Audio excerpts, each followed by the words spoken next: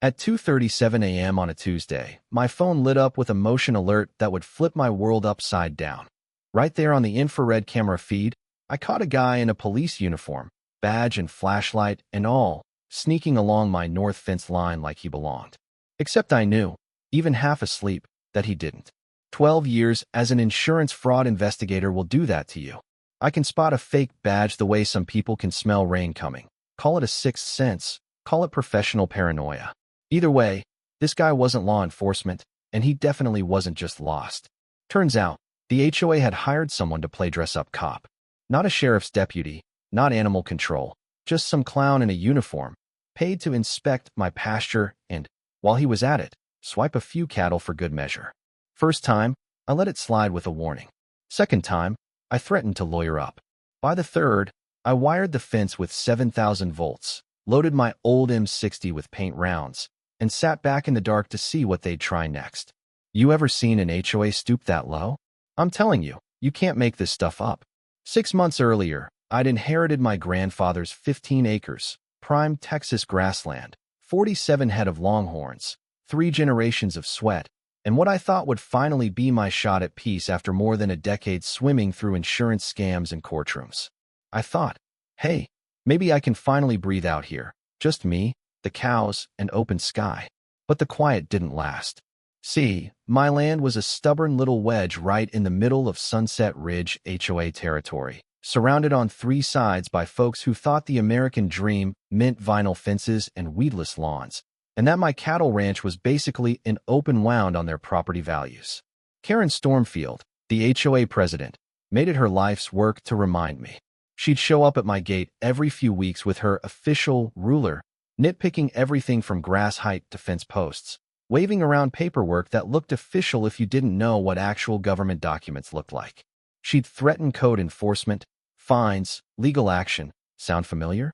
That self-important tone reminded me of every fraudster I ever ran into on a claim. All fake authority, big letters and bold threats, praying you'll just roll over. But see, Karen made a mistake. She picked the one neighbor who could spot phony citations and doctor documents in his sleep. She handed me a citation, said my grass was a 1/4 inch too high, printed on cheap copy paper with Arial font, and a case number format no Texas county ever used. I called the county. Of course, they'd never heard of it. That's when it clicked. This wasn't just one HOA busybody. This was something bigger. I dug into Karen's history.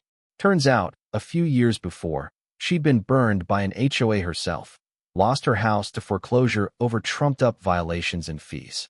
She'd gone bankrupt, lost everything, moved into a rental. Somewhere along the way, compassion curdled into revenge. She turned the game on its head, made herself queen of her own HOA, determined to never let anyone push her around again. And if she had to steamroll every rancher in her way to build her perfect little kingdom, so be it. But it didn't stop at harassment. Suddenly, I started getting visits from officials, animal control, police, insurance adjusters, all conveniently showing up after Karen's complaints.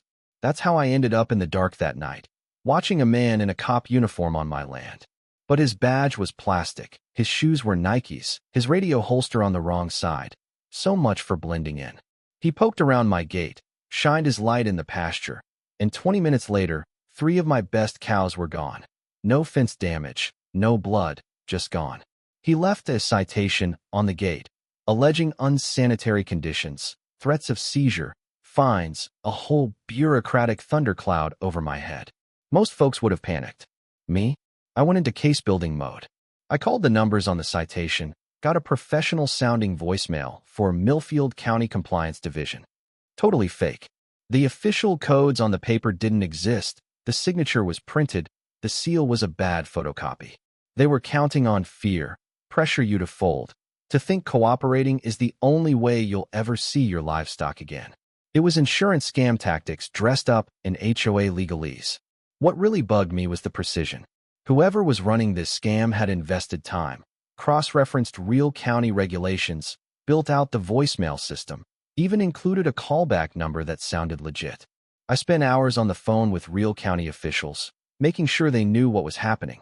Then I went to work, photographed footprints at the gate, measured them, size 11.5, waffle tread, definitely not department issue. Found a chewed-up gum wrapper, Belgian import, only sold at one boutique in town. You know what I mean? Sometimes the smallest things crack a case. A little chat at the candy shop, and the owner tells me the HOA treasurer, Melissa Brooks, buys a pack every Friday like clockwork. Now I've got a financial trail.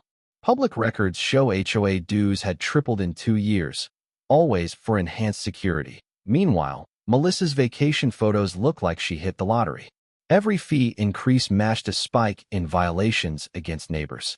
It was a classic shakedown. Pay up, or the fake cop pays you a visit. And then came the twist. Blood work on my missing cattle. Dr. Martinez calls at dawn, her voice tight. The cows had been drugged with acromycin, enough sedative to knock out a horse, not just keep a cow calm. They'd been tranquilized, stolen, and used as evidence for their own unfit conditions. Same pattern popped up at 2 other ranches that month. Cattle sedated, insurance adjusters swoop in, policies canceled, landowners pressured to sell. The scam had grown legs. But it wasn't just Karen.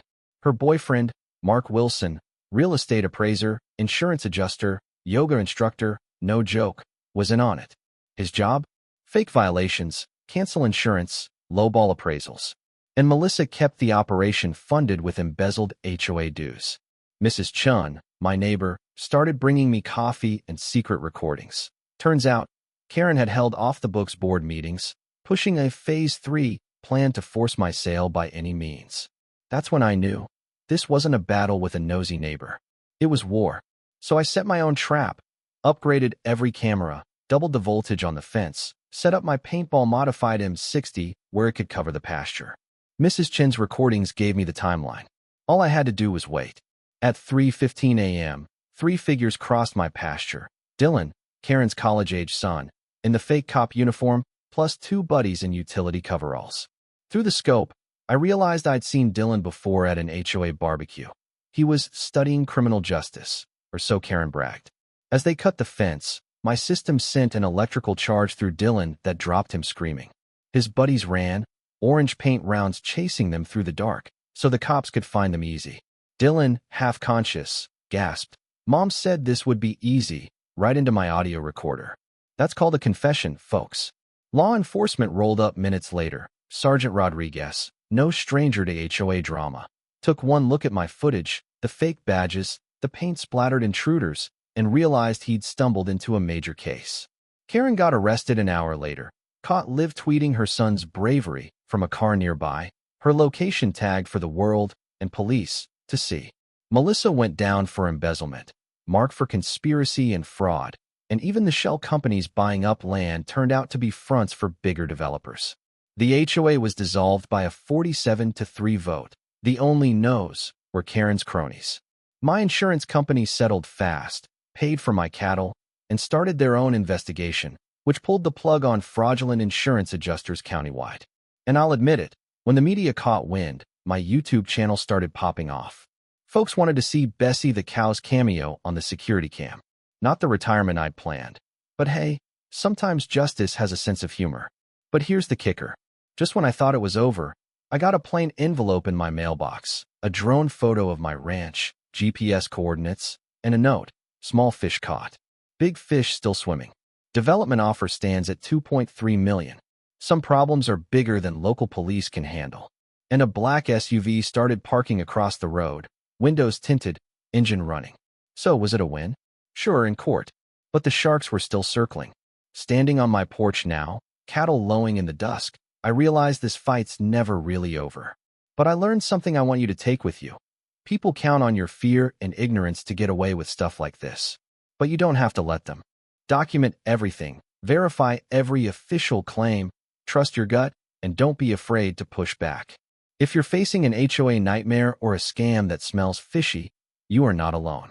Build alliances, call them out, and never assume the person with the badge or the board title is the one playing by the rules. So, what do you think? Does justice ever really win, or is it just a pause before the next fight? Share your story in the comments.